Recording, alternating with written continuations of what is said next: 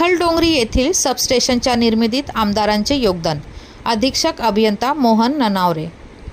मंत्रालयापासून ते जिल्हाधिकारी आणि ही सबस्टेशनची जागा ताब्यात घेत त्या कार्यालयापर्यंत पाठपुरावा करण्यासाठी आमदार हितेंद्र ठाकूर व क्षितिज ठाकूर यांचं एक तत्पर असे लोकप्रतिनिधी म्हणून महत्त्वाचे योगदान राहिले आहे. या प्रबळ पाठपुरावामुळेच हे सबस्टेशन साधारणपणे 24 महिन्यात पूर्ण केले जाईल असेही आश्वासन महापारेषणचे अधीक्षक अभियंता मोहन ननावरे यांनी कार्यक्रम प्रसंगी चिखलडोंगरी येथे दिले. यापुढेही काही अडचणी आल्यास आम्ही पुन्हा आमदाराकडेच येऊ. त्यावेळी ते नक्कीच आम्हाला मदत करतील अशी आशाही याप्रसंगी महापारेषणचे अधीक्षक अभियंता मोहन ननावरे यांनी व्यक्त केली.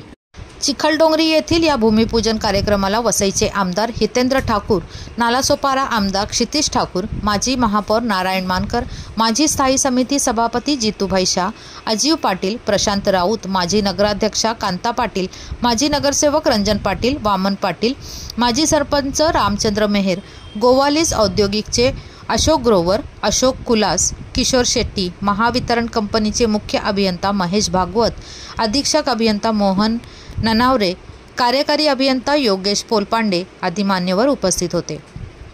गावकरी आणि सर्वांच्या सहकार्याने 167 कोटी खर्चाचा 222 kV सबस्टेशनचा काम आज मार्गी लागले आहे. अशा शब्दात आमदार हितेंद्र ठाकूर यांनी आनंद व्यक्त केला.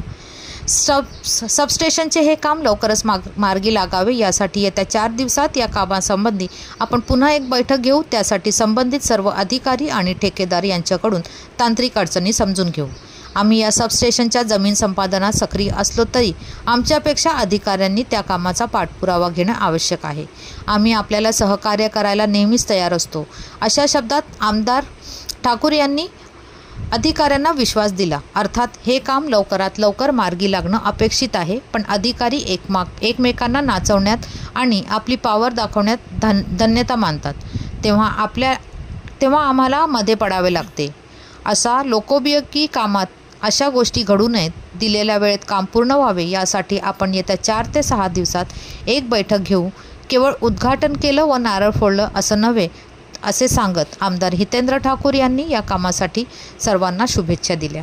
या विद्युत केंद्रासाठी सुमारे 167 कोटी खर्च अपेक्षित असून सुमारे 100 मेगावॉट विजेचा पुरवठा पुढील 1.5 ते 2 वर्षामध्ये वसई सर्कलला उपलब्ध होईल अशी माहिती भूमिपूजनावेळी देण्यात आली. तसेच सोपारा वीज केंद्रामध्ये मंत्री महोदयांच्या बैठकीनंतर 100 मेगावॉट ट्रान्सफॉर्मर बसविण्यात आला असून पुढील महिन्यामध्ये अजून 50 मेगावॉट ट्रान्सफॉर्मर बसविण्यात येणार आहेत. तसेच वसई पूर्वेला कामन, स्मार्ट सुरक्षा सिटी व कोपरी येथे अजून 3 विद्युत केंद्रे येत्या 2 ते 3 वर्षात कार्यान्वित होतील असेही आश्वासन ऊर्जा मंत्र्यांद्वारे देण्यात आले आहेत.